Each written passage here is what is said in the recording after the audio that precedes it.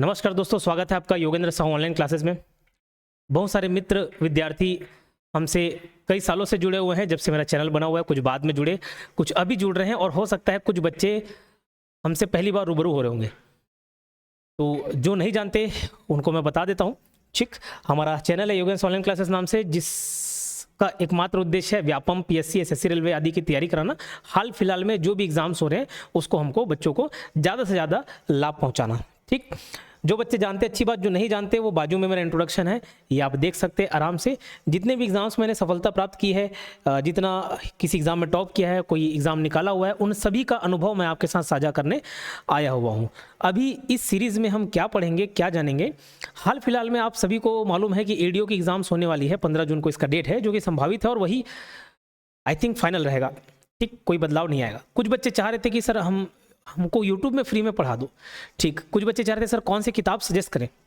अब मैं आपको बता रहा हूँ, ये किसी किताब का प्रमोशन नहीं है, समझिएगा बात को। किसी भी किताब का प्रमोशन नहीं है, बस ये किताब का फॉर्मेट काफ़ी अच्छा लगा। HR पब्लिकेशन की किताब है ना, 9th एडिशन की ये किताब है, पंचायती राज एवं नगरीय निकाय की। अभी हाल फिलहाल में जो भी अमेंडमेंट हुए हैं सारी चीज़ें मैं आपको बताऊंगा। बस ये किताब का रेफरेंस ले रहे हैं, क्योंकि बहुत सारे बच्चे इस किताब को पढ़ते हैं। इसलिए ये जो सीरीज़ लाई जा रही है हमारे द्वारा, ये सीरीज़ सिर्फ और सिर्फ इसीलिए है ताकि ज़्यादा से ज़्यादा बच्चे इसका लाभ ले सकें। ये जो सीरीज़ है वो रहेगा ऑडियो वीडियो फॉर्म। ये जो किताब में दिया हुआ है टेक्स्ट फॉर्म में, उसी को हम ऑडियो वीडियो फॉर्म में पढ़ रहे हैं। कुछ बच्चों को हो सकता लगे कि सर सिर्फ आप पढ़ के बता दे रहे हो, नहीं, पढ़ने के साथ साथ जहाँ पे ज़रूरी है वहाँ पे मैं उसको एक्सप्लेन करके भी बताऊँगा। ठीक, तो जो बच्चे पहली बार आ रहे हैं चैनल को सब्सक्राइब कर लेंगे। ठीक है, चैनल को सब्सक्राइब कर लेंगे और ध्यान रखेंगे लाइक करना ना भूलें। ये सभी PDF आपको हमारे टेलीग्राम चैनल में मिलेगा, जिसका नाम है Yogendra Sahu online classes. Yogendra Sahu online classes, Yogendra Sahu online classes. पहले मेरी 2 मिनट बात सुन लेंगे, उसके बाद हम आगे बढ़ेंगे। 2 मिनट बात सुनिए, उसके बाद हम आगे बढ़ेंगे। ठीक, अभी फिलहाल जो मैं वीडियो लेकर आ रहा हूं वो बीच बीच से जो टॉपिक बहुत ज़्यादा इंपॉर्टेंट है उस पर PDF के माध्यम से ला रहे हैं। जैसे हम चैप्टर सीधे 5 पे पहुंच चुके हैं।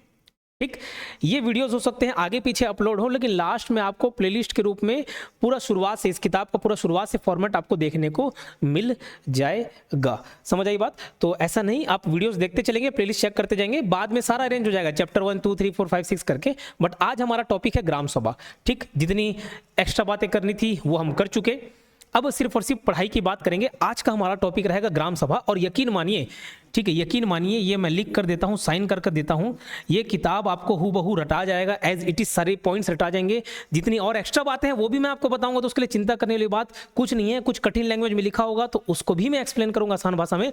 ये पूरे किताब आपको हूबहू रटा मिलेगा, बस इस सीरीज को कंप्लीट कर लेना। और देखिए, अगर बच्चे रिस्पॉन्ड नहीं करते तो हम फिर उस पर वीडियो नहीं बनाते हैं, ये फैक्ट है। क्योंकि मैं किसके लिए मेहनत करूं? बच्चों के लिए मेहनत करूंगा, जो स्टूडेंट पढ़ रहे हैं उन्हीं की मेहनत करूंगा। आप नॉर्मली प्रतिक्रिया नहीं देते, लेकिन कोई सीरीज स्टॉप हो जाती है, बंद हो जाती है, तब आप मैसेज करते कि सर वो वीडियो कब आएगा। लेकिन यही सीरीज कैसे लग रहा है, वीडियो कैसे लगा, बट उस पर आप प्रतिक्रिया नहीं देते। तो ज़्यादा से ज़्यादा इसको अपना प्यार दे। चलिए शुरुआत करते हैं। आज का हमारा टॉपिक रहेगा ग्राम सभा। ठीक है, क्या ग्राम सभा? आपको सभी को मालूम है पंचायती राज 3 स्तरीय व्यवस्था है, ग्राम पंचायत, जनपद पंचायत, जिला पंचायत। ठीक, तो जो ग्राम पंचायत है, आप जो बच्चे गाँव से हैं वो समझते होंगे ग्राम पंचायत क्या है। जैसे यहाँ नगरीय निकाय है, नगर पालिका, नगर पंचायत, नगर निगम, वैसे वही ग्राम स्तर पर क्या रहता है? ग्राम पंचायत रहता है, जनपद पंचायत रहता है, जिला पंचायत रहता है ना। तो ग्राम पंचायत भी ग्राम सभाओं से मिलकर बनी होती है। ठीक है, ग्राम पंचायत भी ग्राम सभाओं से मिलकर बनी होती है। सपोज ये कोई सा ग्राम पंचायत है, ठीक है, ये कोई सा ग्राम पंचायत है, तो ये हो सकता है 1 2 3 ग्राम सभाओं से मिलकर बना होगा। ठीक है, 3 ग्राम सभा से मिलकर बना होगा। अब ये ग्राम सभा एक्चुअल में है क्या, उसको भी हम लोग समझेंगे, और PSC व्यापम में जो क्वेश्चन है उसको भी देखेंगे। सबसे पहली बात जो आपको याद रखना है, इंपॉर्टेंट पॉइंट भी मैं एक्स्ट्रा बताते चल रहा हूँ। इसका PDF आप निकाल लेंगे, किताब होगी तो अच्छी बात, उसमें जो मैं एक्स्ट्रा पॉइंट बताते चलो उसको नोट डाउन करते चलना। सबसे पहली बात, ग्राम सभा के अंतर्गत याद रखना, ग्राम घोषित करने का अधिकार, किसी ग्राम को ग्राम घोषित करने का अधिकार, ग्राम बनाने का अधिकार किसके पास होता है अगर पूछा जाए तो आप क्या बताएंगे? राज्यपाल को। ठीक है, क्या याद रखना? राज्यपाल। ग्राम घोषित करने का अधिकार किसको रहता है? सबसे पहली बात तो यही याद रखना, इंपॉर्टेंट है, राज्यपाल। जो पॉइंट पे फोकस कर रहा हूं इंपॉर्टेंट है। राज्यपाल के पास ये पावर रहता है कि वो किसी ग्राम को ग्राम घोषित कर सके। ठीक। और ध्यान रखना, हर ग्राम सभा का अपना एक मतदाता सूची रहता है।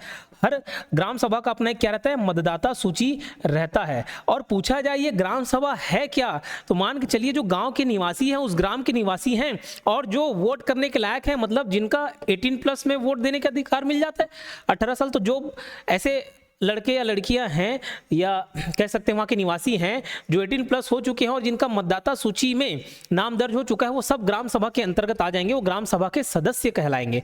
मान के चलिए मैं रहता हूँ भिलाई गांव में, वैसे भिलाई गांव नहीं है, शहर है। मान के चलिए भिलाई एक ग्राम सभा है, ठीक है, और मैं 18+ हो गया हूँ, अभी हाल फिलहाल में 18+ हुआ हूँ, तो मैं ग्राम सभा का सदस्य बन गया अगर मेरा वोटर लिस्ट में नाम जुड़ गया है तो। समझ आई बात। तो ग्राम सभा एकदम बुनियादी इकाई है, पंचायती राज व्यवस्था की सबसे बुनियादी इकाई क्या है, पूछा जाए ग्राम सभा। इसको ग्राम को ग्राम घोषित करने का अधिकार किसको मिलता है, राज्यपाल को।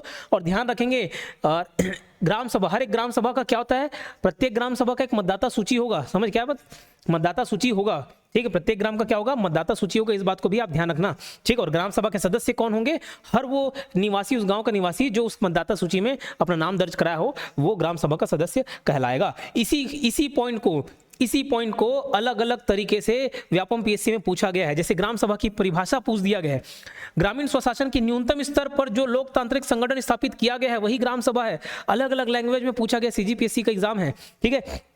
अभी बताया ना, पंचायती राज की सबसे बुनियादी इकाई है, उसी को इसमें न्यूनतम, बुनियादी की जगह न्यूनतम बोल दिया, न्यूनतम स्तर पर, ठीक। ग्राम पंचायत क्षेत्र में शामिल गांव से संबंधित निर्वाचक नामावली में रजिस्ट्रेट व्यक्तियों के समूह को ग्राम सभा कहते हैं। अभी मैं क्या बताया एकदम आसान भाषा में, ग्राम सभा के सदस्य कौन होगा, कौन आएंगे उस समूह में, तो ऐसे लोग जो रजिस्टर्ड हैं वोटर लिस्ट में, ठीक है। तो यही लिखा हुआ है, गांव से संबंधित निर्वाचक नामावली, मतलब जो वोटर लिस्ट है उसमें रजिस्टर्ड हैं, उन्हीं लोग का समूह क्या कहलाता है, ग्राम सभा कहलाता है। किसी ग्राम पंचायत के भीतर आने वाले गांव के सभी मतदाताओं से मिलकर जो सभा बनती है उसे ग्राम सभा कहते हैं। और ध्यान रखना, एक ग्राम पंचायत में एक से ज्यादा ग्राम सभाएं हो सकती हैं, ठीक है, मतलब 2-3 ग्राम सभा को मिलकर ग्राम पंचायत बनाया जा सकता है। ग्राम स्तर पर पंचायत के क्षेत्र के भीतर समाविष्ट किसी ग्राम से संबंधित निर्वाचक नामावली में पंजीकृत व्यक्तियों से मिलकर बनाया गया निकाय ग्राम सभा कहलाता है। तो भैया कुल मिला के घुमा फिरा के वही सारी बात को कर रहा है। ग्राम पंचायत क्षेत्र के भीतर समाविष्ट किसी वन ग्राम एवं राजस्व ग्राम से संबंधित निर्वाचक नामावली, वोटर लिस्ट, मतदाता सूची में पंजीकृत व्यक्तियों से मिलकर बनने वाली कोई निकाय ग्राम सभा कहलाती है। वही बातों को तो घुमा फिरा के पूछा गया, आप इजीली बता सकते हो, बना सकते हो। मैं बोल रहा हूँ हर एक पॉइंट को मैं आपको एकदम आसान करके दे दूंगा, बहुत ही ईजिली आप इसमें पंचायती राज में फुल स्कोर करोगे। और ध्यान रखना, पूरा धारा मैं आपको याद कराऊंगा, पूरे जितने भी धारा हैं 1 2 3 4 5 6 7 बहुत ही आसानी से आपको याद हो जाएगा ट्रिक के माध्यम से। ये जो ग्राम सभा है ना, कौन से अध्याय में आता है, पंचायती राज, छत्तीसगढ़ पंचायती राज अधिनियम के अंतर्गत बहुत सारे अध्याय हैं, चैप्टर्स हैं, तो ध्यान रखना ये अध्याय 2 में आता है। ये कौन से अध्याय में आता है, अध्याय 2 के अंतर्गत आता है ग्राम सभा। जितने भी एक्स्ट्रा पॉइंट हो सबको लिखते चलेंगे, ठीक है। कौन से अध्याय में आता है अगर पूछा जाए तो अध्याय 2 में आता है, इस बात को आपको ध्यान रखना है। इसके अंतर्गत कौन कौन सी धाराएं आती है अभी हम नीचे पढ़ेंगे और उसको ट्रिक के माध्यम से समझेंगे। तो ग्राम सभा की सामान्य जानकारी, तो सबसे पहले क्या बोला, ये बुनियादी इकाई है, ठीक है, ये बुनियादी इकाई है, ठीक है, याद रहेगा, ये बुनियादी इकाई है। और विधायिका, ग्राम सभा ग्राम पंचायत की विधायिका होती है। विधायिका कहने का तात्पर्य समझ लो जो थोड़ा बहुत नियम कानून बना रही हो, कैसे, जो थोड़ी बहुत क्या बना रही हो, नियम कानून, है ना। तो ग्राम सभा ही बहुत सारी चीजों का फैसला करती है। अगर आप आगे चल के देखेंगे, इसके हम कार्य शक्तियां सब देखेंगे, तो उस केस में आपको मालूम चल जाएगा कि क्यों इसको विधायिका का संज्ञा दी जा रही है। सदस्य कौन होते हैं अभी बताया, ग्राम के मतदाता सूची में शामिल व्यक्ति इसके सदस्य होते हैं। जब तक व्यक्ति मतदाता सूची में शामिल है तब तक वे उस ग्राम सभा के सदस्य रहेंगे। ग्राम में रहने वाला व्यक्ति जो विधानसभा निर्वाचक नामावली में पंजीकृत किए जाने के लिए अर्हता रखता है, क्वालिफिकेशन रखता है, वो भी इसका सदस्य कहेगा। ये वाला पॉइंट को एग्जाम में पूछा गया है, इस पॉइंट को एग्जाम में पूछा गया है, आगे चल के क्वालिफिकेशन पूछेगा। तो भैया जो विधानसभा निर्वाचक नामावली में रजिस्टर्ड किए जाने के लिए योग्य है, क्वालिफाइड है, तो भैया यहाँ विधानसभा निर्वाचन में कैसे उसका नाम जुड़ेगा, जब वो 18 साल का हो जाएगा तभी तो वोट दे पाएगा। मतलब वहां योग्य है वोट करने के लिए, मतलब यहाँ ग्राम सभा में वोट करने के लिए योग्य होगा। तो ये पॉइंट पूछा गया, इसको ध्यान रखना, ठीक है। ग्राम सभा की संख्या, तो ध्यान रखना एक ग्राम पंचायत में एकाधिक ग्राम हो सकते हैं। मैंने अभी बताया, सब बातों को मैं आसान भाषा में समझाते चल रहा हूं और ये सारे के सारे एग्जाम में पूछे गए क्वेश्चन हैं। एक ग्राम पंचायत में क्या एक ही ग्राम सभा हो सकता है, नहीं, अनेक ग्राम हो सकते हैं, अनेक ग्राम सभाएं हो सकती हैं। ग्राम पंचायतों के अधीन आने वाले प्रत्येक ग्राम, चाहे वो आश्रित ग्राम हो या ग्राम पंचायत हो, तो भी प्रत्येक में एक ग्राम सभा होगी ही। हर किसी घर ग्राम पंचायत में कम से कम एक ग्राम सभा तो रहेगा, नहीं तो फिर किससे मिलकर पंचायत बनेगा, ठीक। अनुसूचित क्षेत्रों में ग्राम पंचायतों में व्यवस्था की गई है कि किसी एक गांव में से एक से अधिक ग्राम सभा हो सकती है, किंतु मैदानी क्षेत्र के गांव में एक ग्राम में एक से अधिक ग्राम सभा नहीं हो सकती। समझिएगा बात को, कंफ्यूज मत होना।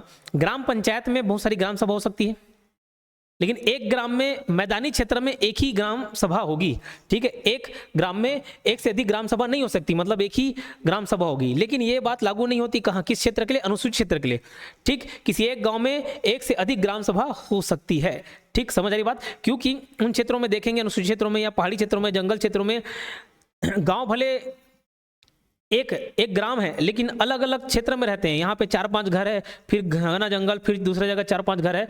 इस वजह से ये व्यवस्था की गई है, इस बात को ध्यान रखेंगे। आगे बढ़ते हैं।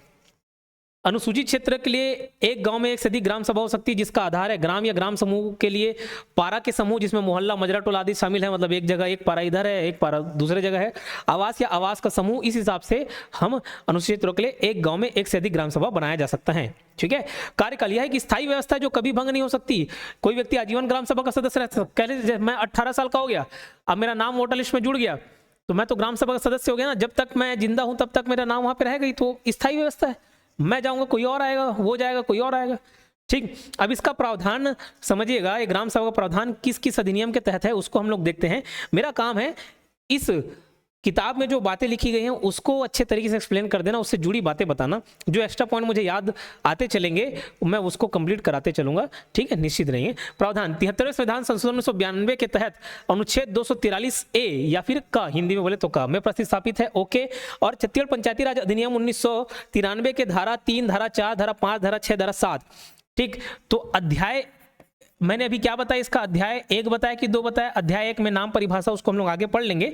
अध्याय 1 में ये चीज नहीं है, वहां पे 1 से धारा 2 तक का है, ठीक है। फिर अध्याय 2 जो है, अध्याय 2 में ये ग्राम सभा आती है, जिसके अंतर्गत 3, 4, 5, 6, 7 ये सब धारा आएंगे। धारा 3, 4, 5, 6, 7 ये सब धारा आएंगे, ठीक है। अब ध्यान रखना, इसको मैं बहुत आसानी से आपको याद करा रहा हूं।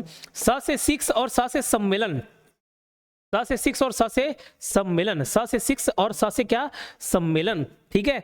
धारा 7, स से 7, स से सम्मेलन। और शक्ति भी, देखो शक्ति भी है इसमें, कैसे याद रखेंगे, स से 6, स से सम्मेलन, सम्मेलन याद रखना।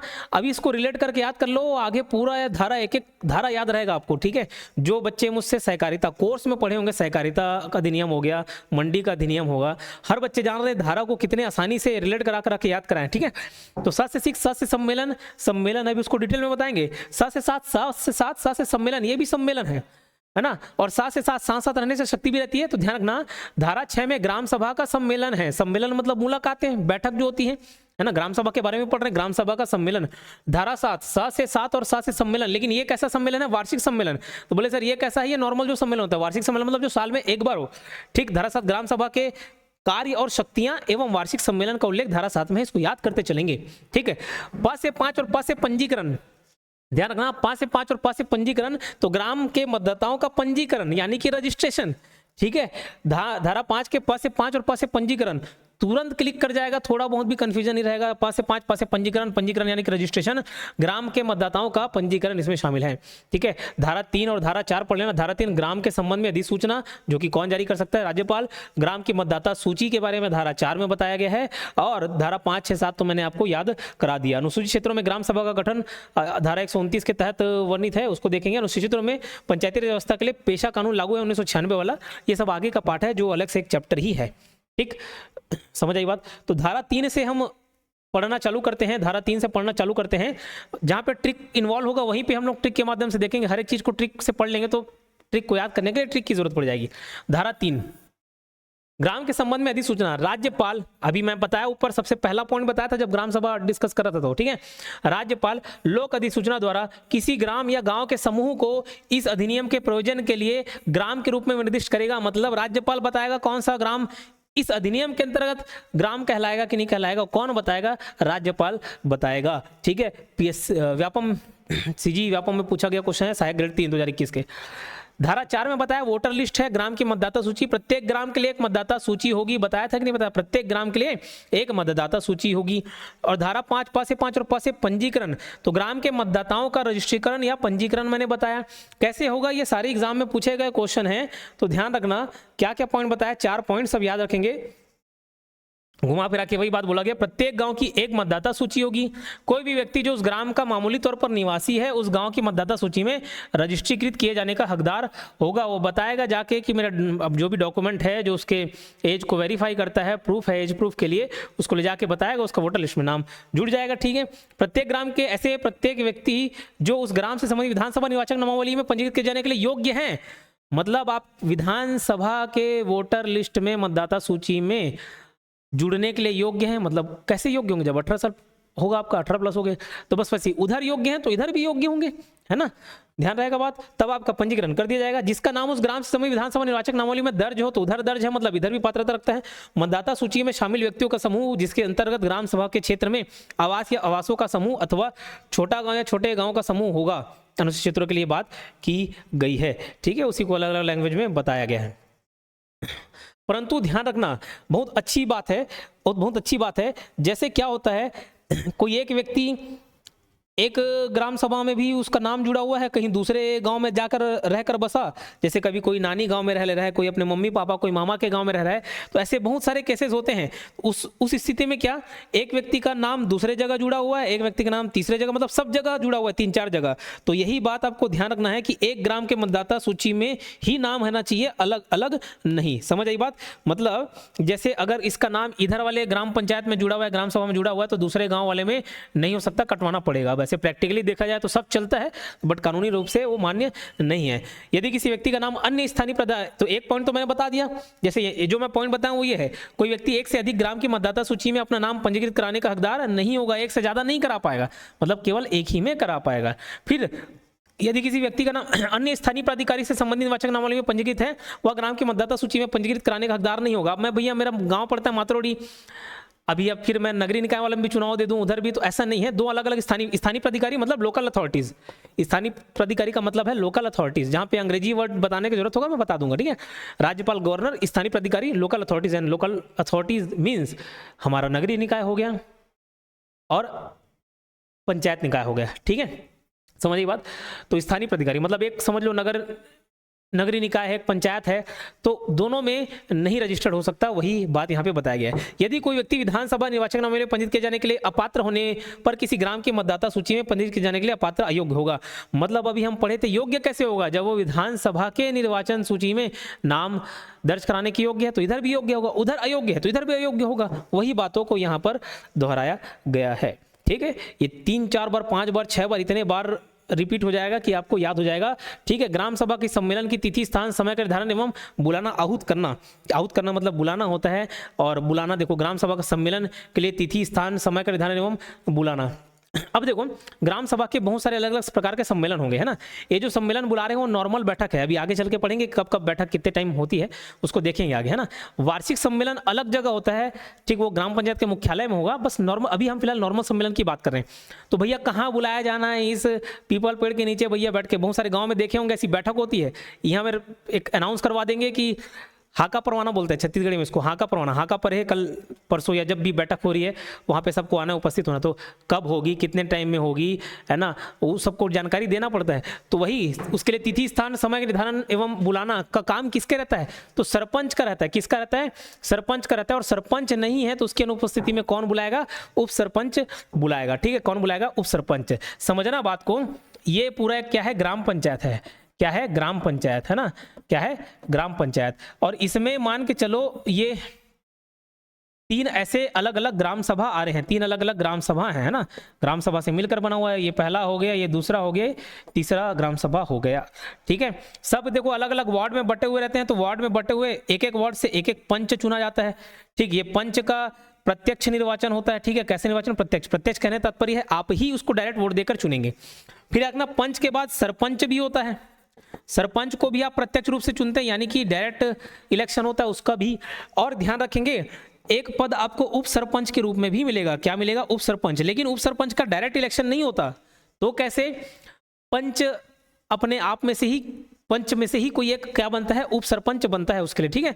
तो पंच में ही एक पंच ऐसा होगा जो उप सरपंच का भी किरदार निभाएगा, इस बात को आपको समझना है। तो सरपंच और उप सरपंच समझ गए क्या है। तो अगर सरपंच बुलाएगा नहीं है तो उप सरपंच बुलाएगा।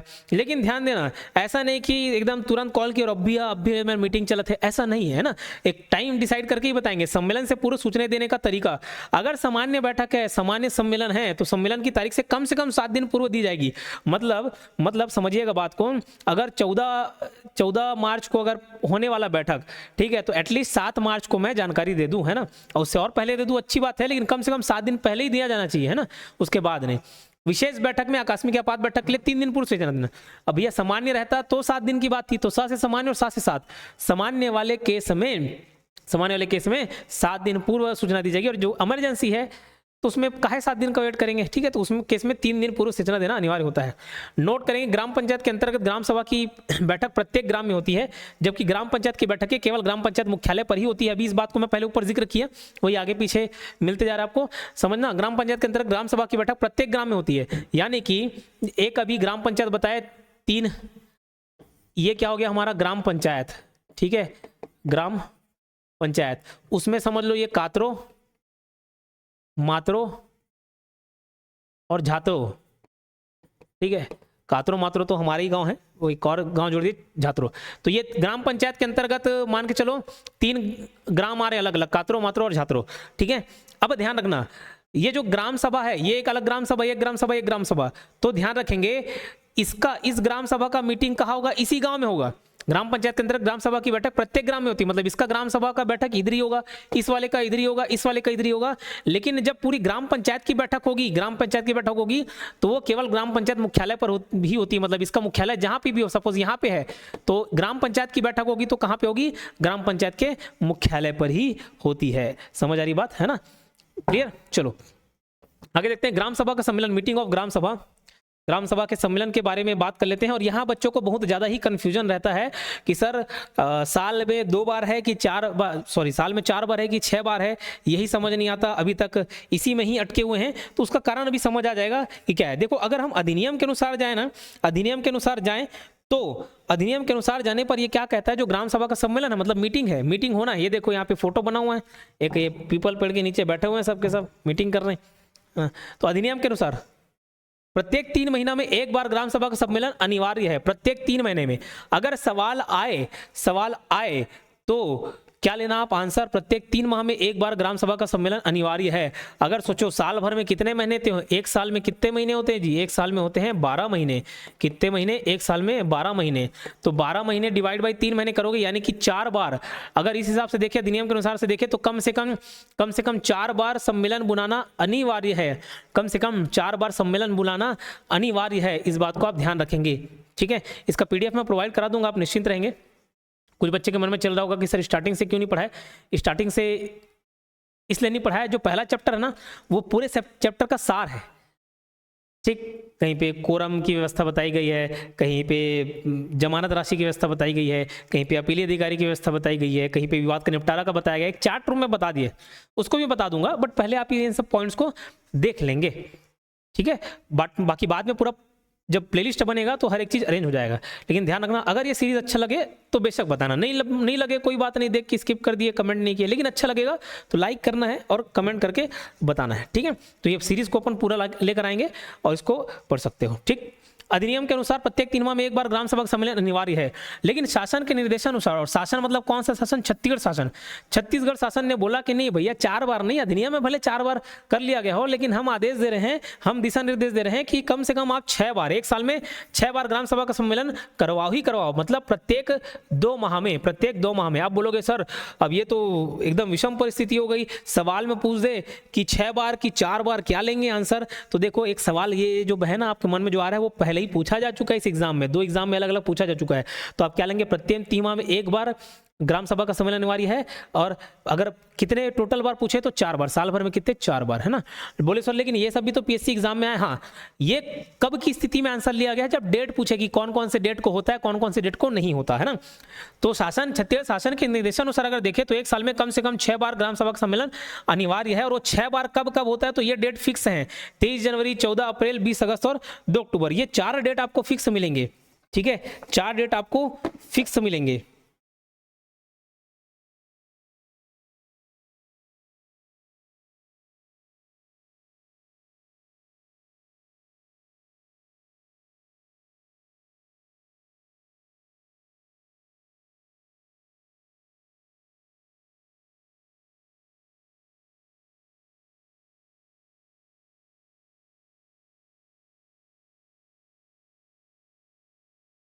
टोटल 4 डेट आपको फिक्स मिलेंगे। कौन कौन से डेट? 23 जनवरी, 14 अप्रैल, 20 अगस्त और 2 अक्टूबर। ये 4 डेट फिक्स है, इसी दिन होना है। ठीक, बाकी 2 और जो बच्चे हैं उसको जून माह में कभी भी आप कर सकते हैं और नवंबर माह में भी कभी भी आप कर सकते हैं। ठीक, अब बोलोगे सर एकदम 2 महीने का एग्जैक्ट गैप तो नहीं है, उसके लिए एकदम चिंतित नहीं हो रहा है। जनवरी, फरवरी, मार्च हट गया, अप्रैल है, फिर मार्च, अप्रैल, मई, जून, जुलाई। ठीक, यहाँ पे 2-3 महीने का हो गया, तो जून महीने में यहाँ पे बीच में हो गया। ठीक, फिर अगस्त में करवा दिए, सितंबर, अक्टूबर, ये फिर दूसरे महीने में हो गया, है ना। फिर ये देखो 2 अक्टूबर को हो जा रहा है, तो पूरा अक्टूबर का 1 महीना हो जाएगा। नवंबर के हो सकते हैं लास्ट में कर लिए, तो वैसे 2 महीना हो गया। एग्जैक्ट 2 महीने का कैलकुलेशन आप नहीं ढूंढते रहेंगे। ठीक है, अब ध्यान रखना यहाँ पे ये डेट का कुछ ना कुछ इंपॉर्टेंट है। जैसे 2 अक्टूबर तो सभी जानते होंगे, गांधी जयंती है ना, गांधी जयंती हो गया। 23 जनवरी सुभाष चंद्र बोस जी का हो गया। 14 अप्रैल BR अम्बेडकर जी का जयंती हो गया। 20 अगस्त राजीव गांधी जी का हो गया। ठीक है, राजीव गांधी जी का हो गया 20 अगस्त। तो ये चारों डेट अपने आप में कुछ महत्व रखते हैं, है ना, तो इसी दिन को ही सम्मेलन करवाया जाता है। क्लियर हो गया। अब बात करते हैं ग्राम सभा का विशेष सम्मेलन। ग्राम सभा का विशेष सम्मेलन, और देखो अभी जो हम बात कर रहे थे वो नॉर्मल सम्मेलन था, सामान्य सम्मेलन था। पानी लाना तो सामान्य सम्मेलन था। ठीक है, इसके अलावा कुछ भी इमरजेंसी लगा कि इस मुद्दे पर चर्चा करना चाहिए, तो ग्राम सभा की पूरी बैठक बुलाई गई। तो वो किन किन स्थिति में और किन के बोले जाने पर वैसे विशेष सम्मेलन बुलाया जा सकता है, उसके बारे में हम लोग पढ़ते हैं। ठीक है, उसके बारे में पढ़ते हैं। मैं जो बता रहा हूँ उसको सही में ध्यान रखेंगे, और ये टेलीग्राम से PDF आप ले लेना, जिनके पास नहीं होगा प्रिंट आउट निकालना, और जो एक्स्ट्रा पॉइंट बताते चल रहा हूँ उसको भी आप नोट करते चलेंगे। ठीक है, बात करते हैं ग्राम सभा का विशेष सम्मेलन। उपरोक्त 6 ग्राम सभा सम्मेलन के अलावा निम्न प्रक्रिया द्वारा ग्राम सभा की सम्मेलन बुलाई जा सकती है। किन किन? तो 4 पॉइंट याद रखेंगे। 4 पॉइंट, क्या क्या? 4 पॉइंट। कौन कौन से 4 पॉइंट है उसको मैं बताता हूं। ठीक है, एक है जनपद पंचायत अध्यक्ष द्वारा अध्यक्षता करने, या इसका कहने का तात्पर्य मांग किए जाने पर, है ना। जब विशेष सम्मेलन कब बुलाई जाएगी? 4 स्थिति में। कौन? 4 स्थिति में कौन बुलाएगा उसको देखेंगे। 4 स्थिति में ग्राम सभा का सम्मेलन बुलाया जाना है, विशेष सम्मेलन। कब कब? जब जनपद पंचायत, मतलब ग्राम पंचायत से ऊपर कौन होता है? जनपद पंचायत। तो जनपद पंचायत अध्यक्ष बुलाए। दूसरा, जिला पंचायत अध्यक्ष मांग करें, मतलब मांग करेंगे, बुलाए नहीं, मांग करते हैं लोग, है ना। और फिर जिला कलेक्टर, तो जनपद पंचायत अध्यक्ष, जिला पंचायत अध्यक्ष, या जिला का मालिक कौन? कलेक्टर। ये तीनों द्वारा मांग किए जाने पर विशेष सम्मेलन बुलाया जाता है। अब सम्मेलन बुलाया तो इन लोग भी ऐसे फोन करेंगे कि हाँ मैं कलेक्टर बोल रहा हूँ यहाँ का, अभी कल मेरे को मीटिंग चाहिए, नहीं, ऐसा नहीं है। ठीक है, तो डेट दिया जाता है। वो डेट क्या है? वो डेट बहुत इंपॉर्टेंट याद रखना। जब मांग करते हैं तो 30 दिन के अंदर ग्राम सभा का सम्मेलन कराना अनिवार्य है। ठीक है, तो ये 3 बातें तो बताई सर, चौथा नहीं बताया। चौथा को मैं अलग से इसलिए बता रहा हूँ, उसको बस उसका कारण है, आगे चल के आप कंफ्यूज होंगे। ठीक, चौथा पॉइंट है, ग्राम सभा के कुल सदस्य संख्या के 1/3 सदस्यों द्वारा लिखित रूप से अनुरोध करे तो सरपंच के द्वारा 30 दिन के भीतर ग्राम सभा का सम्मेलन कराना अनिवार्य है। ठीक है, तो 4 केस में 3 केस तो बताया, जनपद अध्यक्ष, जिला पंचायत अध्यक्ष और कलेक्टर। और चौथा क्या है? ग्राम सभा, मतलब जिनकी बैठक होनी है उन्हीं के लोग 1/3। क्या लिखा हुआ है? कुल सदस्य संख्या के 1/3। मान के चलो 300 लोग हैं उस ग्राम सभा में, तो 1/3 कितना होगा? 100 लोग। 100 लोग लिखित रूप में, ऐसा नहीं कि हाँ मोरो तरफ से बोल देवे बुला देवे, ऐसा नहीं है ना। लिखित रूप से अनुरोध करें तो बुलाया जा सकता है। कौन बुलाएगा? सरपंच के द्वारा 30 दिन के भीतर ग्राम सभा का सम्मेलन अनिवार्य है। सर यहाँ पे तो सरपंच लिखा है, इधर कौन? हर केस में कौन बुलाएगा? सरपंच बुलाएगा। सरपंच ग्राम सभा का सम्मेलन करवाएगा। ठीक है, इतनी सी बात समझ आई? क्लियर? तो ये किसकी बातें थी? ये ग्राम सभा की विशेष सम्मेलन की बात कर रहे थे हम लोग, ग्राम सभा के विशेष सम्मेलन की बात कर रहे थे, ना कि ग्राम पंचायत। तो ग्राम सभा का बैठक बुलाने की अपेक्षा जनपद पंचायत, जिला परिषद तथा कलेक्टर द्वारा किया जा सकता है, किंतु ग्राम पंचायत द्वारा बैठक बुलाने की अपेक्षा नहीं की जा सकती। कहीं भी पढ़े क्या? ग्राम पंचायत नहीं, जनपद पंचायत पढ़े, जिला पंचायत पढ़े, जिला कलेक्टर पढ़े, ग्राम पंचायत नहीं पढ़े, तो क्या पढ़े? ग्राम सभा पढ़े। ग्राम सभा के कुल सदस्य संख्या के 1/3 सदस्य द्वारा लिखित रूप से अनुरोध करें तो सरपंच के द्वारा बुलाया जाएगा। इस केस में कौन बुलाएगा? सरपंच बुलाएगा। सर कितने? 30 दिन के अंदर। हाँ, इसमें भी 30 दिन के अंदर, इसमें भी 30 दिन के अंदर, इसमें द्वारा भी बुलाया जाएगा, तो 30 दिन के अंदर। कौन? सरपंच। लिखा हुआ नहीं है लेकिन उसको आप नोट डाउन करेंगे।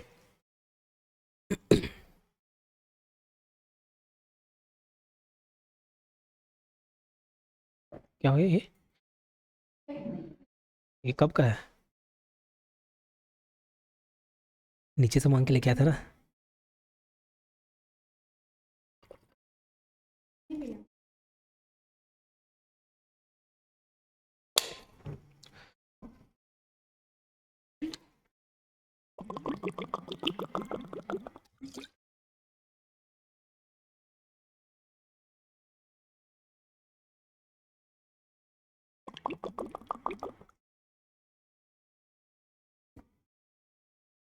चलिए, दिमाग से ऊपर से जा रहा होगा तो एक बार मैं रिवाइज करा देता हूं, फिर वार्षिक सम्मेलन की हम बात करेंगे। ग्राम सभा के बारे में पढ़े, आप मनी मन में जवाब देते चलना, ठीक है। ग्राम सभा कौन से अध्याय में है? यह है अध्याय 2। कौन से अध्याय में? अध्याय 2 में, ठीक है। ग्राम को ग्राम घोषित करने का अधिकार किसके पास है? राज्यपाल। हर ग्राम का अपना एक मतदाता सूची होता है कि नहीं होता? हाँ, होता है। मतदाता सूची में योग्य कैसे होंगे? 18 साल के लिए होंगे तो हो जाएंगे, वहाँ का मामूली निवासी हो या विधानसभा निर्वाचन नामावली में हो तो भी योग्य रहेगा। ये सब बातें देखी तो उसके आधार पर ये डेफिनेशन हम लोगों ने देखा, ठीक है। ग्राम सभा की सामान्य जानकारी, ये सब सामान्य जानकारी बताया कि वो बुनियादी इकाई होती है, ठीक ठीक, डैश डैश ये सब हम पढ़े। ग्राम सभा की संख्या इंपॉर्टेंट क्या था? एक मैदानी क्षेत्र में, एक गांव में, एक ग्राम में एक ग्राम सभा होगी, लेकिन ये चीज अनुसूचित क्षेत्रों के लागू नहीं होती। वहां पे एक से अधिक ग्राम सभा हो सकती है एक गांव में, ठीक। कार्यकाल परमानेंट चलते जाता है। फिर धारा 3 ग्राम पंचायत के संबंध में अधिसूचना, ग्राम के संबंध में अधिसूचना जारी करता है कौन? राज्यपाल। ये धारा 3 में बताया गया है। धारा 4 में वोटर लिस्ट है, और धारा 5 में 5 से 5 पंजीकरण। धारा 6 ग्राम सभा का सम्मेलन। धारा 7 में भी सम्मेलन, लेकिन वार्षिक सम्मेलन अभी उसी के बारे में पढ़ने जा रहे हैं। और उसके साथ साथ कार्य और शक्तियां भी दी गई हैं, क्या क्या शक्तियां उनके पास हैं, ठीक। ये इसी को ही हम लोग डिटेल में पढ़ें। ग्राम के मतदाताओं का रजिस्ट्रेशन, पंजीकरण धारा 5 में बताया गया है, इसको भी आप ध्यान रखेंगे। ग्राम सभा सम्मेलन बुलाने के लिए सरपंच, उसके अनुपस्थिति में उप सरपंच। ये देखें, 7 दिन का नॉर्मल बैठक है, सामान्य बैठक है तो 7 दिन पहले सूचना, विशेष बैठक है तो 3 दिन पहले सूचना। ग्राम पंचायत की बैठक केवल ग्राम पंचायत मुख्यालय पर होती है, बाकी ग्राम सभा की बैठक हर अपने अपने गांव में ही होगी, दूसरे गांव में जाके नहीं करेंगे। ग्राम सभा का सम्मेलन है, याद करो, 7 से सम्मेलन याद किए थे, तो ग्राम सभा का सम्मेलन कौन से धारा में अगर पूछा जाए तो अभी क्या बताया? धारा 6 बताया। अधिनियम, कानून क्या कहता है? अधिनियम क्या कहता है कि प्रत्येक 3 महीने में कम से कम एक बार कराना है ना, 3 महीने में एक बार, तो टोटल साल भर में कम से कम कितना? 4 बार। लेकिन छत्तीसगढ़ शासन के दिशा निर्देश के अनुसार हर 2 महीने में एक बार कराना है, यानी कि साल में 6 बार, कम से कम, उससे ज्यादा आप करा सकते हो। वो 4 डेट और प्लस 4 + 2 डेट, कौन से 4 डेट तो कंफर्म है, 23 जनवरी, 14 अप्रैल, 20 अगस्त, 2 अक्टूबर, बाकी ये 2 क्या है? कंफर्म नहीं है, लेकिन उसी महीने में कराया जाना है। विशेष सम्मेलन, ये 6 सम्मेलन के अलावा भी विशेष सम्मेलन बुलाया जा सकता है किस किस स्थिति में? तो 4 कंडीशन देखे। एक ग्राम पंचायत नहीं, ग्राम पंचायत वाला नहीं है, जनपद पंचायत, जिला पंचायत, इन दोनों के अध्यक्ष बुलाए तो 2 केस हो गया। तीसरा, जिला कलेक्टर द्वारा बुलाया, मांग करे जाने पर हो जाएगा, 30 दिन के अंदर बुलाना पड़ेगा। कौन बुलाएगा? सरपंच बुलाएगा। चौथा केस को मैं अलग से बता रहा हूँ, ठीक है, वो क्या था? ग्राम सभा। ग्राम सभा के 1/3 सदस्य लिख कर मांग करें तो सरपंच बुलाएगा, वो भी 30 दिन वाला कैटेगरी है। तो टोटल 4 केस में विशेष सम्मेलन बुलाया जा सकता है, ठीक। ये बताया। ग्राम सभा का वार्षिक सम्मेलन, वार्षिक सम्मेलन हो गया। वार्षिक सम्मेलन कौन से धारा में है? धारा 7 में है। वार्षिक सम्मेलन कौन से धारा में? धारा 7 में है। शक्ति कौन से सम्मेलन में है? ये भी धारा 7 में है, ठीक है। कार्य कौन से है? ये भी धारा 7 में है। तीनों बातें धारा 7 में है। एकदम धारा पूरा रट लेना चाहिए, खून में बसना चाहिए, खून में बहना चाहिए, ठीक। तभी आप दूसरे से आज ले पाएंगे। और खास करके आपके पास PGDRD डिप्लोमा नहीं है ना, तो फिर ये पूरा धारा याद करना पड़ेगा, एक एक चीज डिटेल में पढ़ना पड़ेगा। अलग अलग किताबें पढ़ने से अच्छा एक किताब को 10 बार रट लो, 100 बार रट लो, ठीक। और जो भी एक्स्ट्रा पॉइंट मिलते जा रहा है, हो सकता है कहीं दूसरे जगह से आपको कुछ अच्छा पॉइंट मिल गया, जैसे मैं एक्स्ट्रा पॉइंट बता रहा हूँ, नहीं बता रहा हूँ, हालांकि कहीं न कहीं कोने काने में वो लिखा हुआ मिल जाता है, कुछ बातें नहीं मिलती है, लेकिन जैसे जैसे एक्स्ट्रा पॉइंट मिलते जाए उसको नोट डाउन करने का है। क्या है? किताब भी पढ़ लिया, उसके अलावा एक्स्ट्रा जानकारी भी हासिल कर ली, ठीक। चलो आगे पढ़ते हैं, आगे बढ़ते हैं। ग्राम सभा का वार्षिक सम्मेलन कौन से धारा में होने वाला है? धारा 7 में। आगामी वित्तीय वर्ष प्रारंभ होने के 3 माह पूर्व, यानी कि देखो वित्तीय वर्ष कब से कब तक चलता है? 1 अप्रैल से लेकर 31 मार्च तक चलता है।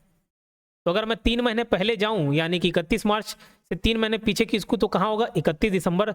तो आम तौर पे ग्राम सभा का जो वार्षिक सम्मेलन है, ग्राम सभा का वार्षिक सम्मेलन है, वो ध्यान रखना, वो आगामी वित्तीय वर्ष प्रारंभ होने के 3 माह पूर्व, यानी कि लगभग दिसंबर से पहले, दिसंबर में, दिसंबर से पहले किया जाता है। तो प्राय कब हो जाता है? दिसंबर महीने में हो जाता है। कहाँ पे होता है? ग्राम पंचायत के प्रत्येक ग्राम में ग्राम सभा की बैठक होगी, जबकि ग्राम पंचायत की बैठक पंचायत मुख्यालय पर ही होती है, ठीक है। ग्राम पंचायत के प्रत्येक ग्राम में ग्राम सभा की बैठक होगी, जबकि ग्राम पंचायत की बैठक पंचायत मुख्यालय पर होती है। ओके, मैं वहाँ पे शायद शुरुआत में मैंने कुछ ऐसा बता दिया कि वार्षिक ग्राम सभा का वार्षिक सम्मेलन ग्राम पंचायत मुख्यालय पर होगी, ये गलत बता दिया। ग्राम पंचायत, उसको सुधार लेना, अगर शुरुआत में मैं गलत बोल दिया हूँ उस बात को सुधार लेना, ठीक है। ग्राम पंचायत के प्रत्येक ग्राम में ग्राम सभा की बैठक होगी, जबकि ग्राम पंचायत की बैठक पंचायत मुख्यालय पर ही होती है। ठीक है, तो उस बात को सुधार लेंगे, शायद मैं ऐसा बोल दिया, उसको ध्यान रखें। विषय वस्तु, ग्राम पंचायत ऐसे सम्मेलन के समक्ष निम्नलिखित बातें रखेंगी। अब ध्यान रखना, अब ध्यान देना, ये सब बातों को आपको याद रखना है। ठीक है, विषय वस्तु, ग्राम पंचायत ऐसे सम्मेलन के समक्ष निम्नलिखित बातें रखेंगी। क्या क्या बातें रखेंगी? वो जो वार्षिक सम्मेलन होता है, क्या क्या बात रखेंगे? तो देखो क्या क्या बातें रखेंगी। लेखाओं का वार्षिक विवरण, जो भी अकाउंट्स हैं, पूरा साल भर का स्टेटमेंट रहेगा, वार्षिक विवरण रहेगा कि जो अब तक हैं वो सबका विवरण देंगे, रिपोर्ट देंगे। अंतिम सब परीक्षा टिप्पणी, जो ऑडिट होता है, संपरीक्षा मतलब ऑडिट, जो फाइनल ऑडिट होता है उसके संबंध में टिप्पणी यानी कोई टिप दे के जाते हैं। टिप्पणी कहने तात्पर्य है कि यहाँ पे भैया ये अत्यधिक व्यय हो गया ऐसा लग रहा है, या थोड़ा ध्यान दे उन्हें, ऐसा कुछ टिप, उस पर भी चर्चा करते हैं। और उस संबंध में दिए गए उत्तर, मतलब ऐसा कोई फर्जी बिल बना के 5,000 रुपये का अमाउंट था उसको 50,000 कर दिए। लोकल फंड ऑडिटर द्वारा ऑडिट किया गया, बताया गया, पूछा गया कि भैया एक्स्ट्रा 50,000 कैसे हो गया, ये इतना पैसा कहीं ना यहाँ पे मितव्ययता नहीं बढ़ती गई है। ये टिप्पणी कर दिए कि इसका जवाब दें। ठीक है, फिर जवाब देंगे, नहीं मैडम वो 5,000 का था, 45,000 हम लोग जोड़ दिए हैं, ऐसे जवाब दे दिए। तो उसके संबंध में दिए गए उत्तर, ये सब बताना है। ठीक है, मतलब उसके संबंध में अपनी सफाई पेश करेंगे, वो सभी उत्तर। ग्राम पंचायत का वार्षिक बजट तथा अगले वित्तीय वर्ष के लिए वार्षिक योजना, वार्षिक बजट भी बताएंगे। ठीक है, कि क्या बजट होने वाला है, और अगले वित्तीय वर्ष के लिए वार्षिक योजना भी बताएंगे। पूर्ववर्ती वित्तीय वर्ष के प्रशासन की रिपोर्ट, पंचायत के कार्यों का विवरण, क्या क्या गोल खिलाए हैं वो सब बताएंगे। आगामी वित्तीय वर्ष के लिए प्रस्तावित विकास तथा अन्य कार्य संबंधी कार्यक्रम, यही सब तो होता है, बाकी जब चाय नाश्ता और क्या। ठीक, नोट, ग्राम सभा को यह स्वतंत्रता होगी कि वह ग्राम पंचायत के कृत्यों से संबंधित किसी विषय पर विचार करे और ग्राम पंचायत ग्राम सभा द्वारा की गई सिफारिश को क्रियान्वित करेगी। ग्राम सभा की बैठकों में पंच सरपंच की अचल संपत्ति का विवरण प्रस्तुत नहीं किया जाता। बोले सर ये पॉइंट कहाँ से आ गया? तो ये क्वेश्चन 4 ऑप्शन में दिया गया था, जिसमें क्या चीज़ बैठकों में क्या चीज़ किए जा सकते हैं ये पूछा था, और एक ठोक क्या नहीं किया सकते, इसलिए इसको आंसर फॉर्म में या 1 लाइन फॉर्म में बना के डाल दिया गया। ग्राम सभा की बैठकों में पंच सरपंच की अचल संपत्ति, उसका अचल संपत्ति क्या लेना देना है कि कितना प्रॉपर्टी रखे, वहां ग्राम सभा में क्या चर्चा होगा उसके ऊपर। ठीक, संयुक्त बैठक या सम्मेलन, संयुक्त बैठक या सम्मेलन, देखो 2 ही स्थिति में ग्राम सभा का संयुक्त सम्मेलन होता है, ज्वाइंट सेशन। ठीक है, कब कब? तो याद रखना कब कब होता है, एक तो ग्राम सभा की वार्षिक बैठक और दूसरा वाद विवाद हो तो, ग्राम सभाओं के मध्य मतभेद या मत भिन्नता हो तब एक बार संयुक्त सम्मेलन होता है, और दूसरा जो ग्राम सभा की वार्षिक बैठक होती है तब इन लोगों का संयुक्त सम्मेलन होता है। ठीक है, सबको एक साथ बैठाते हैं। क्लियर? एक सम्मेलन, ये बात याद रहेगा। 2 केस में, एक विवाद हो गया तो, और दूसरा जब उनका संयुक्त सम्मेलन हो रहा तो। अब ध्यान रखना, कारण ग्राम सभा के मध्य मतभेद हो, ग्राम पंचायत क्षेत्र में एक से अधिक ग्राम सभाओं के संबंध में कोई मामला हो, यानी कि वाद विवाद हो, तभी की बात है। छत्तीसगढ़ पंचायती राज अधिनियम 1993 के धारा 7 की उपधारा 2 में अंतर्गत समस्त मामले हो, क्या है उसको आगे देख लेंगे।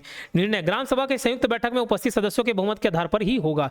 मान के चलो, देखो संयुक्त सम्मेलन 2 स्थिति में बताया जा सकता है। बोला पहला क्या, जब कोई विवाद हो या दूसरा संयुक्त सम्मेलन हो। विवाद हो गया, एक ये ग्राम पंचायत है, ये दूसरा ग्राम सभा, ये दूसरा ग्राम सभा है, इन दोनों में आपस में कोई टकराव हो गया, तो सभी ग्राम सभा का, मान चलो तीसरा ग्राम है जो जिसका कोई रोल नहीं है इसमें, झगड़ा में शामिल नहीं, लेकिन इसको भी बुलाएंगे, तुम भी आओ भैया और तुम भी साथ में वोट करो। अब इन तीनों ग्राम सभा के सदस्यों को मिलाकर जो भी संयुक्त रूप से फैसला होगा, वोटिंग होगा, आपसी सहमति होगी, वही फाइनल निर्णय होगा। क्लियर? ये बात समझ आई? ठीक, तो ग्राम सभा के संयुक्त बैठक में उपस्थित सदस्यों के बहुमत के आधार पर होगा, है ना, संयुक्त बैठक में उपस्थित सदस्यों के बहुमत के आधार पर होगा। क्या होगा? निर्णय, मतलब 51% वोट चाहिए रहेगा। संयुक्त सम्मेलन में किया गया विनिश्चय प्रत्येक ग्राम सभा द्वारा किया गया विनिश्चय समझा जाएगा, ना कि ग्राम पंचायत जनपद पंचायत इसके आधार पर। ये छोड़ो बात को, मतलब ये बोलना क्या चाह रहा है कि तीनों मिलकर जो डिसीजन दिए, मान चलो तीसरा ग्राम सभा किसी एक चीज के फेवर में नहीं थे तो उसका नहीं देखा जाएगा, तीनों मिला के फेवर में थे कि अगेंस्ट में थे, जो भी फैसला होगा जॉइंट रूप से वो इंपॉर्टेंट होगा। ठीक, समझ आई बात? चलो अब ध्यान देना, आगे बढ़ने से पहले मैं एक और जानकारी देना चाहता हूं, हमारे द्वारा भी ईडीओ की कोर्स संचालित की जा रही है। ठीक, और डिटेल में आपको पढ़ाई करनी है तो, हालांकि देखिए पंचायती राज को दीपक सर पढ़ाते हैं हमारे एप्लीकेशन में, तो कोई मतलब ये देख के अगर बोलेगा कोर्स खरीदे सर आपको देख के, ऐसा नहीं है, दीपक सर और काफ़ी डिटेल में पढ़ा रहे हैं, मैं तो सिर्फ ये किताब को ख़त्म कराने की फॉर्मेलिटी कर रहा हूँ, है ना। तो एक्सपर्ट टीचर द्वारा सभी विषय के क्लासेस लिए जा रहे हैं, तो चाहे तो आप जुड़ सकते हैं। 2 माध्यम होते हैं, वो सामने बाजू में तो दिख ही रहा होगा आपको, या तो आप प्ले स्टोर से हमारा एप्लीकेशन डाउनलोड करें योगेंद्र साहू क्लासेस, या दूसरा तरीका 8770123687 एक तरीका तो वही एप्लीकेशन डाउनलोड कर लें, डायरेक्ट खरीद लें। दूसरा, कोर्स खरीदने संबंधी कोई भी जानकारी चाहिए या कोई समस्या आ रही है तो 8770123687 इस हेल्पलाइन नंबर पर आप कॉल करके भी जानकारी ले सकते हैं। ठीक है, चलिए, सम्मेलन की अध्यक्षता कौन हेड करता है, ग्राम सभा के सम्मेलन की अध्यक्षता कौन करता है उसकी बात करेंगे हम। तो देखो, सरपंच करेगा, सरपंच की अनुपस्थिति में उप सरपंच करेगा, और अगर दोनों अनुपस्थित हो तो ध्यान रखना ग्राम सभा के सदस्यों द्वारा अपने बीच से अध्यक्ष का चुनाव किया जाता है। ग्राम सभा के सदस्यों द्वारा ही अपने बीच से अध्यक्ष का चुनाव किया जाएगा। सरपंच उप सरपंच फिर पंच नहीं है, सरपंच वो नहीं रहा तो उप सरपंच, और वो भी नहीं रहा तो ग्राम सभा के सदस्यों द्वारा अपने बीच से अध्यक्ष चुनाव किया जाता है। इस बात को आप ध्यान रखेंगे। कौन नहीं करता, सचिव नहीं करता है, पंच नहीं करता है। ऊपर एक जगह सचिव लिखा ना, तो वो अध्यक्षता सचिव नहीं करता ना, इसको यहाँ पे बता रहा है मैं, इसलिए सचिव और पंच नहीं करता। बोले सर उप सरपंच भी तो पंच ही होता है। हाँ, ये बताया हूँ, लेकिन जो पंच उप सरपंच बनेगा वो उप सरपंच होने के नाते उसकी अध्यक्षता करेगा, ना कि पंच होने के नाते। समझिए बात। चलो, अपवाद है, अनुसूचित जनजाति क्षेत्र में ग्राम सभा की अध्यक्षता कौन करेगा। तो अभी जब हम ऊपर देखें कि इसकी अध्यक्षता सरपंच करेगा, उप सरपंच करेगा, वो नहीं रहा तो अपने बीच में से कोई चुनेंगे, ये नॉर्मल मैदानी क्षेत्रों के लिए है ना। अनुसूचित क्षेत्रों, अनुसूचित जनजाति क्षेत्रों में ऐसा रूल नहीं लागू होता। तो वहाँ कैसा लागू होता है, ग्राम सभा के सदस्यों में से ही चुने जाते हैं जो अनुसूचित जनजाति वर्ग से ही होगा, मतलब किंतु वह कोई पंचायत पदाधिकारी, सरपंच, उप सरपंच, पंच नहीं रहेगा। यानी कि ग्राम सभा अपने में से ही एक व्यक्ति को चुनेगा और वो अध्यक्षता करेगा। और ध्यान रखना वो कहाँ का होगा, कैसा कैटेगरी का होगा, तो अनुसूचित जनजाति एसटी वर्ग से ही होगा, और वो सरपंच, उप सरपंच, पंच नहीं होगा। ठीक, मतलब बाकी नॉर्मल लोग ही रहेंगे। या ग्राम सभा का सदस्य जो तत्समय उपस्थित है, या एक सदस्य जो ग्राम पंचायत का सदस्य ना हो, कुल मिला के अपने बीच से चुनेंगे जो सरपंच, उप सरपंच, पंच नहीं है, उनमें से बीच में किसी को चुन के चुनाव करके उसको अध्यक्षता करने के लिए बोल देंगे। अब बात करते हैं कोरम गणपूर्ति की। सभी इस शब्द से परिचित होंगे। क्या होता है कोरम, क्या होता है गणपूर्ति, इस बात को समझते हैं। तो गणपूर्ति या कोरम कहने का तात्पर्य है, जैसे एक उदाहरण समझाता हूँ। मान के चलिए बरसात के दिनों में ये खास करके होता है, ऐसे स्टूडेंट खचाखच भरे रहेंगे, लेकिन बरसात होता है, इतने पानी में सर कहाँ पढ़ाएंगे, तूफान आ रहा है ना। अब स्टूडेंट आए, मान के चलो 2-4, अब 4 स्टूडेंट लोगों को मैं पढ़ा दूँ, बाकी फिर 96 स्टूडेंट लोग के लिए नुकसानदायक हो जाएगा कि नहीं हो जाएगा। 100 लोग आ रहे हैं, 4 लोग आए, 96 नहीं आए। 100 लोग आते हैं कोचिंग, उसमें 4 आए, 96 नहीं आए। तो मैं डिसाइड करके रख लिया कि एटलीस्ट यार 100 में कम से कम 10 लोग तो आए, 100 रजिस्टर्ड में 10 लोग तो आए, 10 लोग आएंगे तो मैं पढ़ाऊंगा, नहीं तो ठीक है बरसात की छुट्टी मान लेना। ठीक, तो आपस में कम्युनिकेट हो जाता है कि तू भी मत जा, छुट्टी मिल जाएगा। तो बस वैसे ही न्यूनतम संख्या मैंने डिसाइड की ना कि कम से कम 10 लोग आएंगे भैया तो पढ़ाऊंगा, बस वैसे ही ध्यान रखना कोरम क्या होता है, वो न्यूनतम सदस्य संख्या होती है जो पूरे होने पर ही मीटिंग चालू होगी, नहीं तो नहीं। क्या अकेला वहां पे सरपंच हाय हेलो करेगा, नहीं। तो गणपूर्ति कोरम क्या है, वह न्यूनतम जनसंख्या जिसकी उपस्थिति में ग्राम सभा का कार्य शुरू किया जा सके उसे गणपूर्ति कहते हैं। सामान्य क्षेत्र में ध्यान रखेंगे, सामान्य क्षेत्र की बात की तो फिर सर, और दूसरा और असामान्य क्षेत्र क्या होता है, एक सामान्य क्षेत्र और असामान्य क्षेत्र में क्या आता है, अनुसूचित क्षेत्र, है ना। कुल सदस्य संख्या का 1/10, यानी कि 100 लोग हैं तो 1/10 कितना, 10 लोग कम से कम आएंगे तब जाके मीटिंग चालू होगी। और ध्यान रखना उसमें भी कम से कम 1/3 कितने होने चाहिए, महिलाएं होनी चाहिए, मतलब 10 में 3 लोग क्या होंगे, महिला होंगे, तभी वो चालू होगा, अन्यथा नहीं है। वुमेन एम्पावरमेंट का केस है कि महिला लोग होना चाहिए, तो अपने घर के बाई को चलवो जाबो ठीक मीटिंग में, ऐसा, या किसी को बुलाते हैं तो अपन बाइल घलोक धर के आबे, ऐसा। ठीक है, समझ आई बात। तो सदस्य होने की अनिवार्यता है कितनी, ग्राम कुल सदस्य संख्या का 1/10, जिसमें से 1/3 क्या हो, महिला होनी चाहिए, है ना। अन्यथा बैठक स्थगित हो जाती है। फिर अब 2, 4, 5 लोग आए तो क्या करेंगे वहां पे, हैं तो इसके क्या कर देते हैं, उसको एडजर्न कर दिया था, पोस्टपोन कर दिया था, भैया बाद में लेंगे, तुम लोग आए नहीं है ना, बाद में करेंगे। और ध्यान रखना अगली बार जब बैठक होगी तब ये मान के चलो, अगली बार जब बैठक होगी तब कोरम रिक्वायर्ड नहीं रहता है, तब कोरम नहीं करना है। ठीक है, तब कोरम नहीं देखा जाता। ठीक है, ये मान लिया जाता है कि ये लोग नालायक लोग हैं, इन लोग को अभी जो टॉपिक पर चर्चा करने वाले हैं उस टॉपिक पे कोई रुचि नहीं है। ठीक है, क्योंकि जब भी कोई ऐसा मीटिंग होने वाला था तो एक एजेंडा, कार्य सूची ये तैयार की जाती है कि इस मुद्दों पर हम लोग क्या करेंगे, चर्चा करेंगे। तो क्या बताया, एक एजेंडा यानी कि कार्य सूची, इन मुद्दों पर चर्चा करेंगे। क्यों ये पहले से बताया जाना होता है, अरे भैया मान के चलो कोई एक स्टूडेंट है, मैं पढ़ाने वाला हूँ साइंस, कोई एक ऐसा बच्चा है जो साइंस में एकदम मास्टर है, अब मैं बता दिया कि कल मैं साइंस पढ़ाने वाला हूँ, उस बच्चे को लगेगा कि मेरे काम का चीज नहीं, हाँ सर आप मैथ्स पढ़ाओगे तो मैं आ जाऊंगा। तो बस वैसे ही पहले से एजेंडा या कार्य सूची बताना होता है कि इसमें भैया ये वाले बातों में हम चर्चा करने वाले हैं, तब वो किसी को जरूरी लगेगा तो आएगा, नहीं तो टाइम पास करने थोड़ी ना आएगा, है ना। तो कोरम में ध्यान रखना, कोरम रिक्वायर्ड नहीं होता है सेकंड वाले केस में, जब स्थगित हो जाए उसके बाद कोरम रिक्वायर्ड नहीं होता। लेकिन भैया कोई नया टॉपिक पर चर्चा नहीं कर देंगे, है ना, कि मालूम है भैया पहले वाले जो कार्यसूची देख के बहुत सारे लोग नहीं आएंगे, जैसी नहीं आए अपन कार्यसूची चेंज कर देते हैं, दूसरे मुद्दे पर डिस्कस कर लेते हैं, पास करवा लेते हैं, ऐसा नहीं होता, ठीक है। तो एजेंडा कार्यसूची, ये बात समझ आ गई होगी मेरे ख्याल से।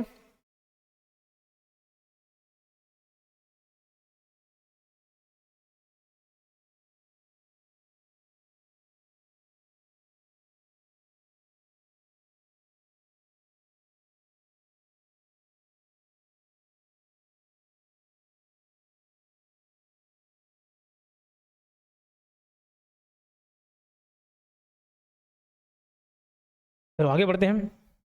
अनुसूचित क्षेत्र में ग्राम सभा के कुल सदस्यों की 1/3 सदस्य, जिसमें 1/3 महिला होना अनिवार्य है।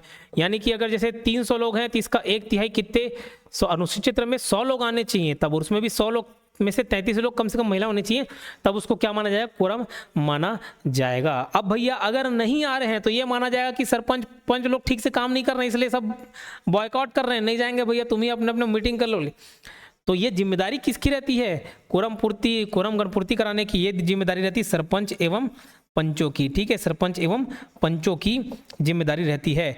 और पंच मतलब ध्यान रखना, एक सवाल पूछा गया था किसकी जिम्मेदारी में, तो सरपंच दे दिए, पंच दे दिए, कुछ और ऑप्शन दे दिए, सचिव दे दिए, 4 ऑप्शन दिए थे, जिसमें देखो कौन था, सरपंच एवं पंचों की जिम्मेदारी रहती है, उप सरपंच की नहीं होती।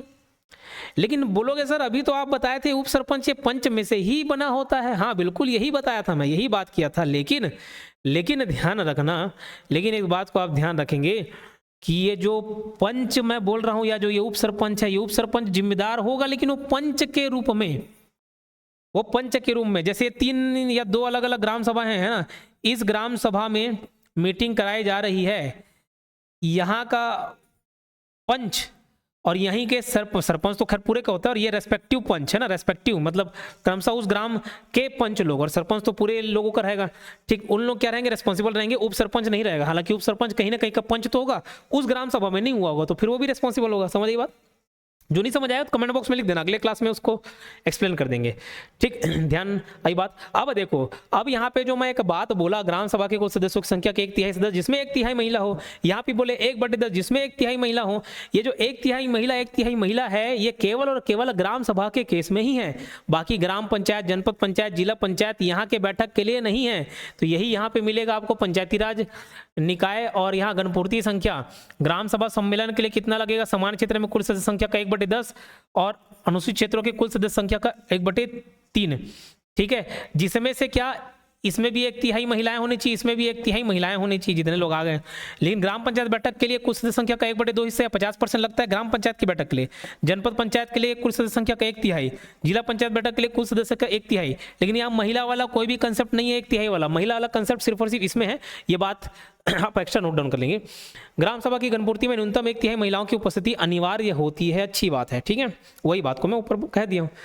गणपूर्ति नहीं होने पर कार्यवाही, तो 3+2 का रूल याद रखना, 3+2 का रूल याद रखेंगे। क्या है 3+2 का रूल, तो देखो 3 बार मौका दिया जाएगा सरपंच पंच को, ग्राम सभा की लगातार 3 बैठकों में कोरम पूर्ति ना होने पर संबंधित पंच एवं सरपंच के खिलाफ नोटिस जारी किया जाएगा। मुझे फर्क नहीं पड़ता, ऐसा जो थे नहीं एक तो मोटू आदमी, ठीक, तो अगर वैसी करे कि मुझे फर्क नहीं पड़ता, जमाना क्या कहता है, ग्राम सभा के सदस्य क्या कहते हैं, मैं तो बुलाऊंगा, जिनको आना है आओ, नहीं आना है तो ठीक, तो ऐसा नहीं होता है, उनको हटा दिया जाएगा, उनको फर्क पड़ेगा, ठीक है। तो 3+2 का रूल आप याद रखेंगे। ग्राम सभा की लगातार 3 बैठकों में कोरम पूर्ति न होने पर कौन रिस्पॉन्सिबल रहेगा, पंच और सरपंच रहेगा, उनके खिलाफ नोटिस जारी करेंगे। कैसे करा था जी, काबर नहीं आवा थे तो बुलाए से, ठीक है। फिर आगामी 2 ग्राम सभा की बैठकों में फिर से अवसर दिया जाएगा। तो ये 3+2, पहले 3 के बाद नोटिस जारी होगा, भैया अंतिम 2 बार अंतिम चेतावनी है, 2 बार में और नहीं किए तो फिर देख लेना।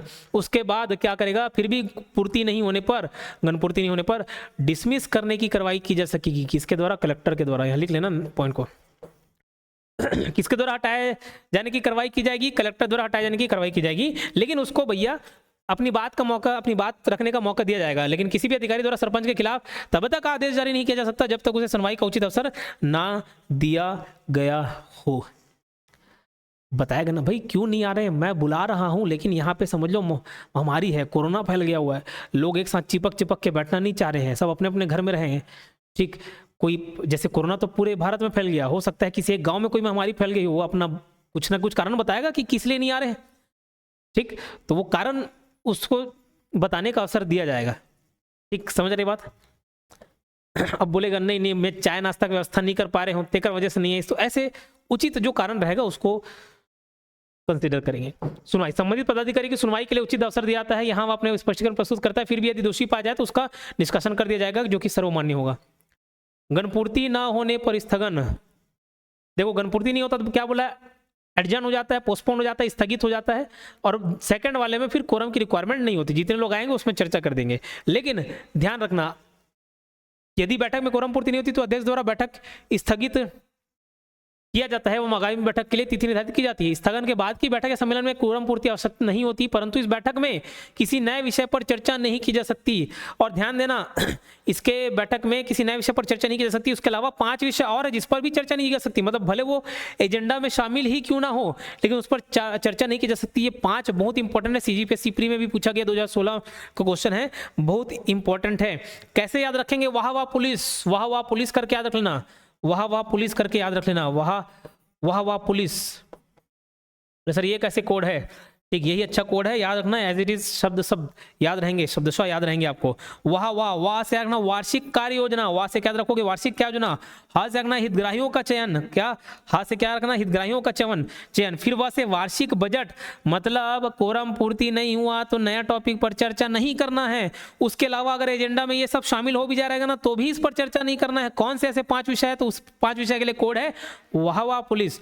वाह से वार्षिक कार्य योजना, हा से हितग्राहियों का चयन, वाह से वार्षिक बजट, पू से रखना प्रशासनिक रिपोर्ट, बोले तो पू से प कैसे हो गया, याद कर लो भैया, ठीक है, पू से प हो गया प्रशासनिक रिपोर्ट, और ला से लिस्ट से ला से रखना लेखा संपरीक्षा प्रतिवेदन एवं वार्षिक लेखा। इन 5 विषयों पर चर्चा नहीं की जा सकती, उम्मीद है याद रहेगा, इंपॉर्टेंट है, याद करना जरूरी है। बहुमत द्वारा विनिश्चय, देखो ग्राम सभा की बैठकों में लाए गए समस्त विषय उपस्थित सदस्यों के बहुमत से निश्चित किए जाते हैं। जैसे कॉन्स्टिट्यूशन में एक रहता है ना special majority, simple majority, special majority plus ratification from the half of the state, ऐसा कोई कंसेप्ट नहीं है, एक ही वोटिंग चलता है, सामान्य बहुमत। मतलब जैसे 50 लोग हैं तो भैया 26 लोग हाँ में बोल दिए तो हाँ, ना में बोल दिए तो ना, ठीक है। तो 50% + 1 वाला कैटेगरी चलता है, 50% + 1 वाला कैटेगरी चलता है। ग्राम सभा की बैठक में लाए गए समस्त विषय उपस्थित सदस्यों के बहुमत से निश्चय किए जाएंगे और मतदान हाथ उठाकर किया जाएगा। अब ये छोटे छोटे स्तर पे एकदम हर चीज थोड़ी पेन कॉपी लेके बैठे अपना वोट दें, ऐसा नहीं है, हाथ उठाए, ठीक है, गिन लिए तो ठीक है, नहीं तो चलेगा। मतों की समानता की दशा में बैठक की अध्यक्षता करने वाले अधिकारी को द्वितीय निर्णायक मत देने का अधिकार होगा। जैसे जो अध्यक्षता कर रहा है, जैसे सरपंच अध्यक्षता कर रहा है, ठीक है, तो पहले वोट देने का अधिकार नहीं होगा, टाई हो गया 25-25 हो गया, 50 लोग बैठे थे 25-25 हो गया, तब वो कास्टिंग वोट डालेगा। यदि विवाद उत्पन्न होता है कि कोई व्यक्ति मतदान का अधिकार है या नहीं तो ग्राम सभा क्षेत्र के मतदाताओं की सूची में प्रविष्टि को ध्यान में रखते हुए अध्यक्षता करने वाले व्यक्ति द्वारा उसका निश्चय किया जाएगा और उसका निश्चय अंतिम होगा। ये क्या बात बोल रहा है समझना, मान के चलो कोई बाहर मजा लेने के लिए आ गया, ठीक है, मजा लेने के लिए आ गया, जैसे हम भी एक बार मीटिंग चल रहा था, ग्राम सभा वाला मीटिंग, पहली बार ऐसी नॉर्मल मीटिंग देखा, लेकिन उसमें कोई काम वाला बात ही नहीं चल रहा था, ठीक, हमारे भी गाँव हो गए, चले गए, वो एक किस बात पे लड़ाई झगड़ा कर रहे हैं, दाड़ देने वाली बात कर रहे हैं कि भैया तोला दाड़ दे लगी काबर, तो टूरी दूसरा जात आने सगा संग भाग गए, फिर वो खड़ा होके बोल रहा है कि भैया तोरो टूरी को देवांगन टूरा साथ चलते, ये झगड़ा हो रहा था। हम भी मजे लेने के लिए वहां पहुंच गए, तो ऐसे हमारे जैसे लोग मजे लेने के लिए वहां पे पहुंच जाए, ठीक है, बैठ रहे थे जवहीं पे झगड़ा लड़ाई हो रहा है, ठीक है, तो बैठ गए हम भी, क्या मैटर चल रहा है देखते हैं सुनते हैं।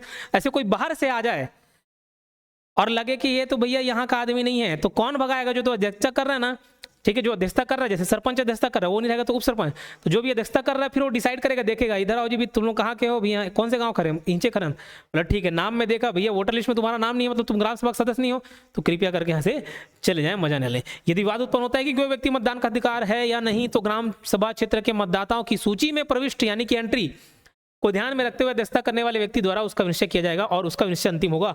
परंतु वार्षिक कार्य योजना, हितग्राहियों का चयन, वार्षिक बजट, लेखा संपरीक्षा प्रतिवेदन एवं वार्षिक लेखा तथा प्रशासनिक रिपोर्ट के बारे में गणपूर्ति न होने पर ही संकल्प पारित किया जा सकेगा, ठीक है। सम्मेलन की कार्रवाई एवं भाषा, कार्रवाई सब ग्राम पंचायत के सचिव नोट डाउन करते हैं, हिंदी भाषा में कार्रवाई होती है। ग्राम सभा की शक्तियां एवं कृति, इसके बाद पूरा ग्राम सभा एकदम टिप टॉप क्लियर, ठीक है, ग्राम सभा टिप टॉप क्लियर है ना।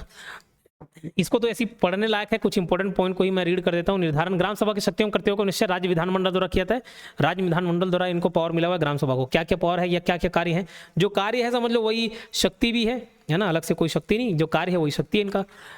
उन नियमों के अधीन जो राज्य सरकार इस निमित्त बनाए और समय समय पर जारी किए जाएं के अंतर्गत रहते हुए ग्राम सभा को निम्नलिखित शक्तियां एवं कार्य होंगे।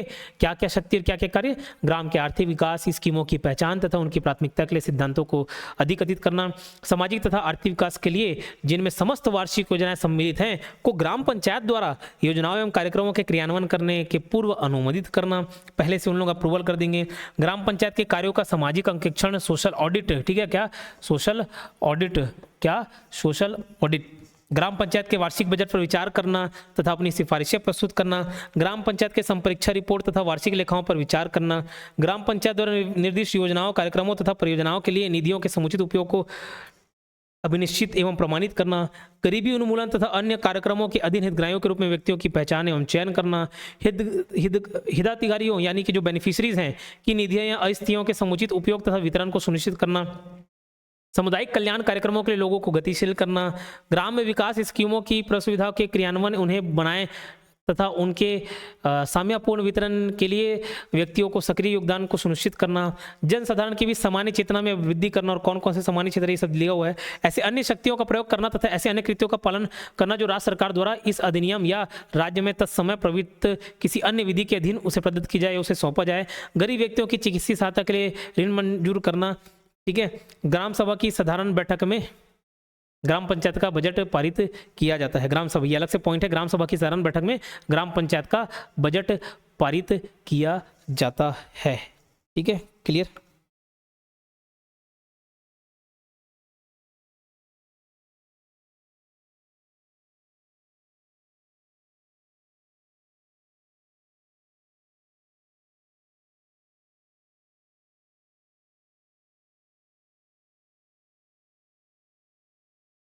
एक पॉइंट पर हम तो नहीं, मैं ही कंफ्यूज हो रहा था, मतलब बताने में गलती हो गई, उसको अलग से लिख लेंगे तो अच्छा रहेगा। ग्राम सभा, रेस्पेक्टिव ग्राम सभा लिखना है ना, जो रेस्पेक्टिव ग्राम सभा मतलब जो भी कंसर्न है, जैसे 1 ग्राम सभा, 2 ग्राम सभा, ग्राम पंचायत के अंदर 3 ग्राम सभा आ रहे हैं, तो ग्राम सभा का साधारण बैठक जो है, ग्राम सभा का साधारण बैठक कहाँ होता है, इसको पॉइंट लिखना। ग्राम सभा का साधारण बैठक उसी ग्राम में होगा, उसी गांव में होता है, कोई एकदम ऑफिस वगैरह नहीं, हो सकता है किसी ऑफिस में भी करवा ले कोई लोकेशन ढूंढ के, या ज़्यादातर खुले में ही बैठक करके निपटा देते हैं, ठीक है, ठीक। लेकिन जो ग्राम सभा का वार्षिक बैठक होता है, ग्राम सभा का वार्षिक बैठक होता है, वो कहाँ होता है? ग्राम पंचायत के मुख्यालय में, ग्राम पंचायत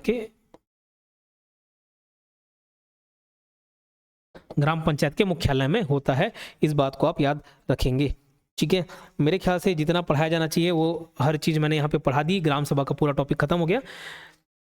कैसे लगा ये सीरीज़? अच्छा लगा, बुरा लगा, जो भी हो अपनी प्रतिक्रिया जरूर दें, ठीक है। हम ये पूरा थ्योरी वाला पार्ट को कवर करेंगे।